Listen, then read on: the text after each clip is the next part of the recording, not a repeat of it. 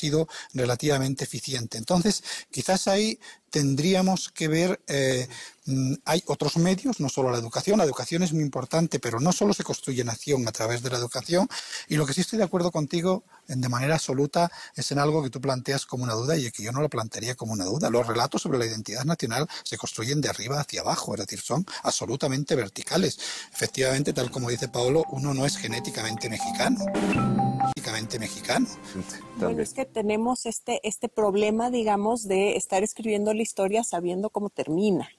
Entonces, quizás no estamos valorando las posibilidades que tenían estos distintos momentos históricos, ¿no? O sea, qué tanto el imperio lo que está haciendo es cierto. O sea, Maximiliano ratifica la reforma, incluyendo la tolerancia religiosa, recupera muchos de los viejos proyectos, tanto conservadores como liberales. El Estado liberal y el Estado conservador idealizados no son tan distintos. Sí creo que la nación conservadora y la nación liberal son bien distintas. O sea, ¿cómo se imagina?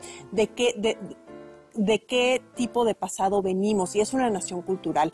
Y no, se pierde esta nación política. Yo quisiera que concluyéramos con eso. Hay un proyecto a lo largo del XIX en el cual se define a la nación como la comunidad de ciudadanos, como la comunidad de hombres en este caso, ¿no? Como en todo el resto de Occidente, que participan de la soberanía nacional, que mantienen a ese Estado que los representa y que gozan de una serie de derechos por ser mexicanos. Y esa parece que es un proyecto que desaparece más o menos en esta época de la que estamos platicando. Entonces, bueno, ¿qué pasó? Habría que reflexionar qué tanto es una pérdida para los mexicanos el haber apostado a la nación cultural y no a la nación política. Esa creo que es una pregunta que no quiere responder nadie, ¿no? ¿Pero por qué? No, bueno, yo me voy a atrever a empezar, ¿no? Y voy a ser muy breve con esto. Yo creo que el problema que tenemos con eso, hablando de las historias recibidas, en eso coincido también otra vez con Antonio, es que esa idea de que existe una nación cívica y una nación cultural es una idea muy sugerente, es una idea que ha gozado de gran predicamento, pero que plantea algunas dudas. No en cuanto a su significado, desde luego desde el punto de vista estrictamente de su resultado final, la nación cívica lo único que plantea es una nación de ciudadanos con todos los mismos derechos, todos iguales, de la ley al menos, y una nación cultural que aparece como una obligación. Lo que ocurre es que si nosotros vamos un poco más y nos entramos un poco al fondo del asunto, lo que ocurre es que esa nación cívica necesita previamente definir el cuerpo de los que pertenecen a ella, de cuáles son esos posibles ciudadanos. Y ahí es donde aparece la nación cultural. Por lo tanto, yo creo que no es ese asunto de que desaparezca la nación cívica porque llega la nación cultural. Lo que ocurre es que la nación cultural y la nación cívica aparecen profundamente imbricadas. O dicho de otra manera, que esa afirmación de Habermas, que a mí me encantaría que fuese cierto, de un patriotismo constitucional, es mucho más problemática de lo que parece, porque lo cultural aflora. Y hablaba Antonio antes del caso de la Constitución de Cádiz. Claro, la Constitución de Cádiz es un ejemplo absolutamente paradigmático. Los diputados gaditanos, europeos y americanos, se reúnen y dicen: elaboramos una Constitución en nombre de la nación española. Y inmediatamente a alguien se le ocurre y dice: ¿qué es eso de la nación española? Y surgen con otra frase que es absolutamente preciosa y maravillosa: los españoles de ambos hemisferios. Y a continuación a alguien se le ocurre: y bueno, ¿y quién son españoles? Y claro, en ese quién son españoles, resulta que en Cádiz, que estaríamos en el origen de esa posible nación cívica, se recurre a algo tan viejo como una nación étnica. Dice: son españoles los descendientes de los europeos y de los americanos, y no son españoles los descendientes de los africanos. Con lo cual, esa supuesta nación cívica está introduciendo ya desde 1812 una consideración peor que cultural, porque en este caso es étnica. A pesar de mi reticencia, y que es mucha, creo que realmente la nación cultural, a pesar de todo el mito oscuro que tenga el porfiriato, desde mi perspectiva, la nación cultural es construida en el porfiriato, ¿no? Hay discursos patrióticos, lo que comentaba Tomás después del 67, pero los discursos patrióticos, insisto, no terminan de construir una memoria histórica, ¿no? O sea, son discursos y se convierten en discursos políticos. Y por eso quizá los discursos políticos, digamos, tengan tanto impacto en lo que tú comentabas sobre la pregunta. O sea, ¿qué es lo que está, a quién va dirigido? ¿No? Y entonces, esos discursos políticos van muy dirigidos y focalizados a ciertos o a cierto sector de la sociedad. Ahora, que la idea ya más de nación, digamos, cultural o de nación como ahora la concebimos, ¿no? Que se comienza esta construcción con el porfiriato, creo que su máximo esplendor se da en la década de los 20, 30 del siglo XX, ¿no?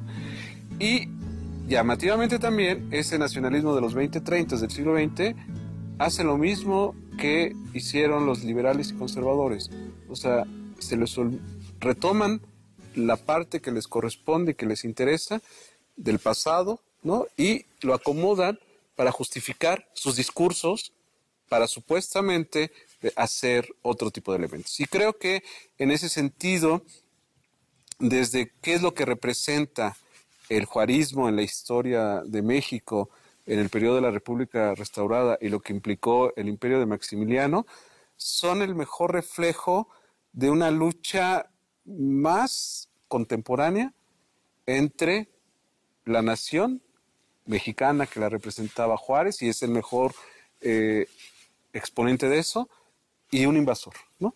O sea, el sentimiento dualista se vuelve a repetir en esta construcción que hemos estado haciendo de la historia, y con muchas facetas, ¿no? Que no terminamos, yo creo que, en el fondo yo no sé si nos las queremos quitar o las queremos utilizar. Pero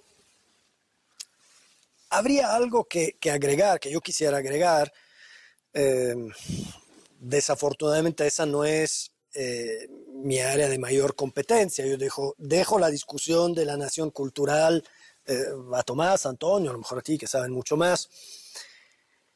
Pero me da la impresión que sería necesario poner en perspectiva histórica esta discusión en relación a lo que usualmente hace de enlace entre nación cultural y nación cívica, que es el Estado.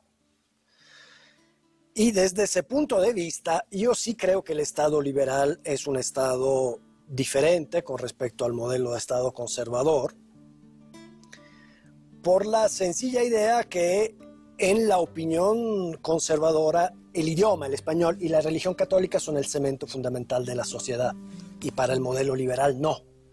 Idioma y religión no son suficientes. Es más, la religión luego en su expresión institucional, que es la Iglesia Católica, tiene que separarse del Estado, tiene que dejar de ocupar todo ese terreno en el cual rivaliza con el Estado a lo largo del ciclo de vida de los individuos, desde cuando nacen y solo hay bautizo y no registro civil, hasta que mueren, y solo en cementerio religioso y solo si uno es fiel. Entonces, la gran tarea de la construcción del Estado es justamente crear las instancias para que los individuos, los ciudadanos, las ciudadanas, tengan su ciclo de vida inscrito en las instancias estatales. El registro civil, la escuela, el cementerio, o el trabajo en la administración pública, o el voto. Esa es una tarea de dimensiones colosales en una nación pobre, analfabeta, pero que no tenemos que soslayar. Ese es el gran problema del siglo XIX, la gran ruptura. O sea, el desplazamiento de la Iglesia Católica como pilar de la nación y su intento de reemplazarla con el Estado laico. Y eso es un desafío de enormes proporciones. Desde ese punto de vista, yo creo que sí, esos actores históricos pueden haber cometido errores, ciertamente tienen muchos atenuantes, porque el tamaño de los problemas a los que se enfrentaban era muy grande. Muchas gracias. Esperamos que esta reseña de cómo se intentó construir a la nación, de los alcances y limitaciones, no solo de este esfuerzo, sino de la manera en que los historiadores hemos interpretado este esfuerzo, nos obliguen a reflexionar sobre qué es lo que queremos que sea el cemento, como dice Paolo, de la nación. ¿Qué es lo que queremos que signifique ser mexicanos? Muchas gracias.